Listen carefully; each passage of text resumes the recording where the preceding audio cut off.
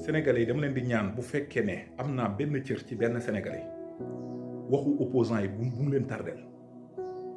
président Ousmane Sonko dafa génn